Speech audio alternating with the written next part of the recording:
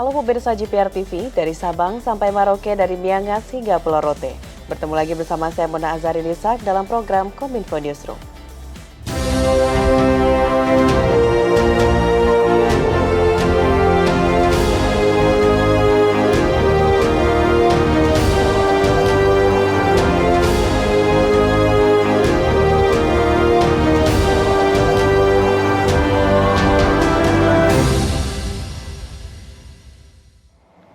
Pemirsa, kita ke informasi pertama. Kementerian Komunikasi dan Informatika berupaya untuk memperkuat pelaksanaan pengaturan dalam Undang-Undang PDP dengan melibatkan seluruh pemangku kepentingan.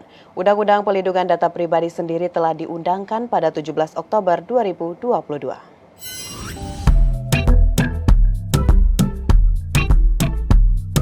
Kementerian Komunikasi dan Informatika terus mendorong pelaksanaan program edukasi, literasi, dan peningkatan kesadaran perlindungan data pribadi yang melibatkan berbagai pihak dengan skala yang lebih luas. Untuk meminimalisir terjadinya kebocoran data tersebut, Ditjen IKP Kementerian Kominfo gelar webinar virtual Forum Literasi Hukum dan HAM dengan tema Cermat dan Kritis Lindungi Data Pribadi pada Kamis 16 Februari 2022 secara hybrid di Makassar, Sulawesi Selatan. Ketua Tim Informasi dan Komunikasi Hukum dan HAM Astrid Ramadia Wijaya menyampaikan, sosialisasi ini merupakan upaya Kominfo menjaga keamanan data pribadi yang bekerja sama dengan semua pengelola sistem, baik pemerintah maupun swasta, untuk meningkatkan kembali literasi digital masyarakat, terutama dalam memperketat keamanan data pribadi. Kegiatan secara daring membuat resiko penyalahgunaan data pribadi menjadi semakin besar. Kebocoran data dapat terjadi meski sudah dilakukan maintenance agar keamanan data terjamin kerahasiaannya. Sementara untuk serangan di dunia cyber juga makin beragam, bukan hanya serangan teknis, tetapi juga serangan ke personal secara sosial dan mengeksploitasi isu sensitif di masyarakat. Hadirin yang saya muliakan, beberapa pelaku kejahatan cyber juga terus memanfaatkan perkembangan teknologi digital yang ada untuk membentuk modus kejahatan baru. Seperti kasus pencurian data menggunakan file berjenis Application Package File atau APK yang berkedok undangan pernikahan maupun dengan memanfaatkan fasilitas di platform media sosial yang berpotensi menyebabkan terjadinya penipuan atau pencurian data pribadi. Pada kesempatan yang sama, Ketua Tim Pengawas Perlindungan Data Pribadi Ditjen Aptika Kementerian Kominfo, Rachmata Devi menyampaikan bahwa dengan hadirnya Undang-Undang PDP juga diharapkan mampu mengatur adanya partisipasi masyarakat dan memberikan batasan dalam penggunaan data pribadi yang bisa mengakibatkan sanksi pidana terhadap penggunanya.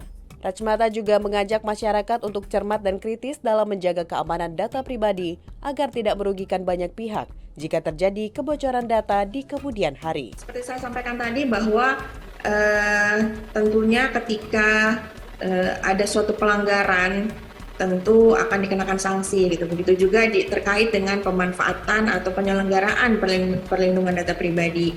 Undang-Undang Data Pribadi secara khusus tidak hanya mengatur mengenai sanksi administratif atau denda yang bisa dikenakan kepada pihak yang melanggar ketentuan yang ada di dalam Undang-Undang PDP ini, tapi juga secara spesifik Undang-Undang PDP ini juga mengatur mengenai sanksi pidana, bahwa ada beberapa hal, beberapa kegiatan yang memang dianggap sebagai suatu pelanggaran Undang-Undang PDP itu akan mendapatkan sanksi pidana. Informasi berikutnya pemirsa, Presiden ajak sejumlah pihak hormati vonis hakim terhadap kasus Verdi Sambo. Presiden meyakini bahwa hakim telah mempertimbangkan fakta, bukti, dan kesaksian dalam mengambil keputusan.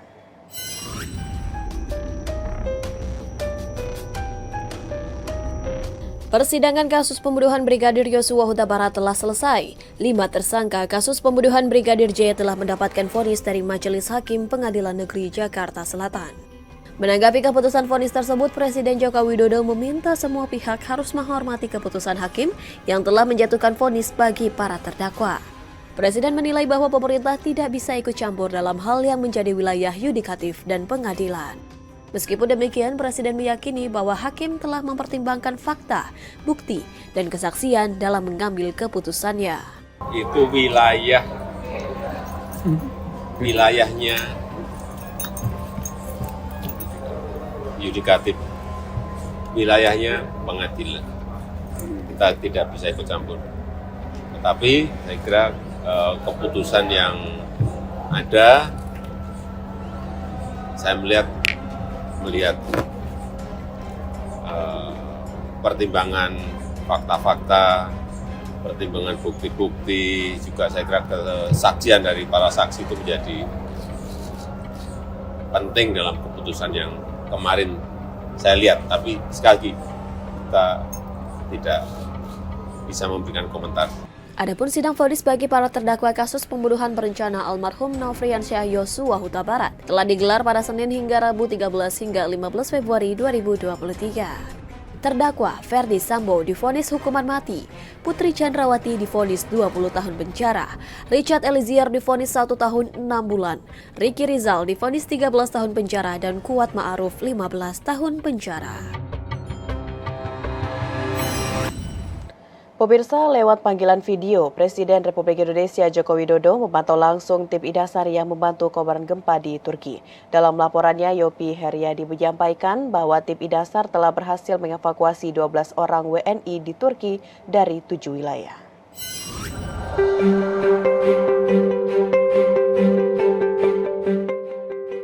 Presiden Indonesia Joko Widodo menyapa langsung tim Indonesia Search and Rescue dan Duta Besar Indonesia untuk Turki, lalu Muhammad Iqbal. Diketahui tim Indonesia Search and Rescue dan Duta Besar tengah menjalankan misi kemanusiaan untuk membantu korban gempa Turki. Perbincangan tersebut dilakukan melalui sambungan panggilan video yang dilakukan di Badan Nasional Pencarian dan Pertolongan Command Center di Jakarta. Alhamdulillah semua tim dari Indonesia maupun dari KBRI semua dalam keadaan sehat, Bapak Presiden. Kelihatannya dingin banget ya. Jam berapa di Turki? Dingin banget Bapak Presiden. Ini 3 derajat di sini tapi rasanya kayak di kulkas Bapak Presiden. Ini jam 5 pagi. Jam 5 pagi. Kondisi terakhir seperti apa?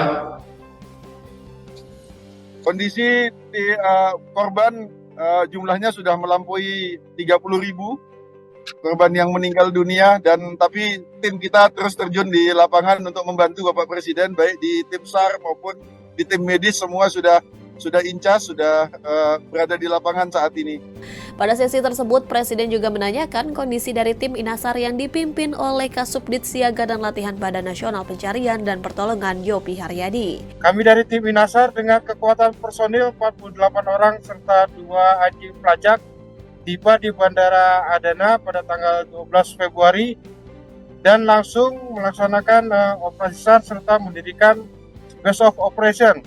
Kami telah melaksanakan pencarian di 7 wilayah, yaitu di Sumberyahma, Antakya, Haraparasi, Sebrel, Cekmese, Esensit, dan Elektrik. Sejauh ini kami telah menemukan dan mengevakuasi 12 orang korban. Selain itu juga kami telah menempatkan 2 personil sebagai Reception and Departure Center, bagian dari PBB, untuk menerima kedatangan dan kepulangan dari tim USAR internasional, serta 1 orang di USAR Coordination Cell sebagai pusat koordinasi operasi SAR internasional di Turki. Kepada tim INASAR, Presiden pun menyampaikan bahwa ia telah berkomunikasi dengan Presiden Turki Erdogan via telepon. Menurutnya, Presiden Erdogan menyampaikan kerja cepat tim INASAR. Seperti diketahui, gempa sebesar 7,7 magnitudo dengan kedalaman 17,8 km telah mengguncang negara Turki serta negara sekitarnya pada Senin 6 Februari. Sebagai negara sahabat, Indonesia akan turut berperan aktif dan terus memberikan bantuan kemanusiaan kepada korban terdampak, mengingat hubungan diplomatik Indonesia dan Turki yang sudah berlangsung sejak lama. Menteri Investasi Bahlil Lahadalia meyakini rencana pelarangan ekspor biji bauksit pada Juni 2023 mendatang berjalan sesuai target. Menurutnya, pemerintah sudah menyiapkan sejumlah insentif yang akan diberikan kepada investor untuk pembangunan smelter di tanah air.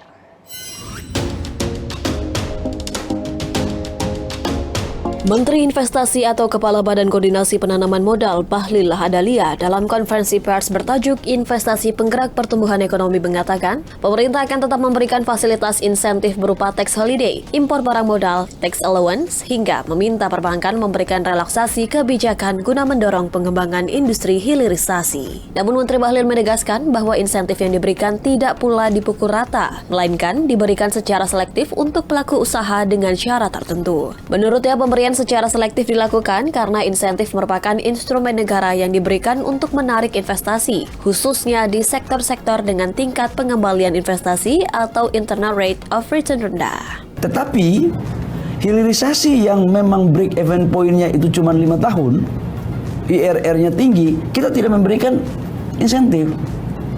Kenapa? Karena insentif itu adalah instrumen negara dalam rangka menarik investor yang nilai ekonominya belum tinggi, dikasih insentif agar masuk IRR-nya. Tapi kalau IRR-nya udah bagus, contoh smelter untuk MPI, itu 4 tahun, 5 tahun break even point. Masa kita mau kasih dia tax holiday 10 tahun, 15 tahun, yang benar aja. Yuk kalau udah berusaha di Indonesia, yuk udah untung, sharing dong, bayar pajak dong, begitu ya.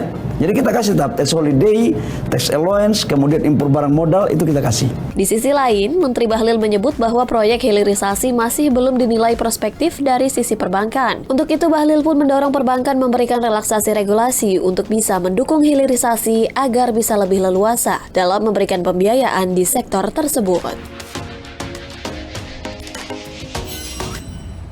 Pemirsa, berbagai informasi akan kami ulas sesaat lagi. Tetaplah bersama Kopinfo Newsroom.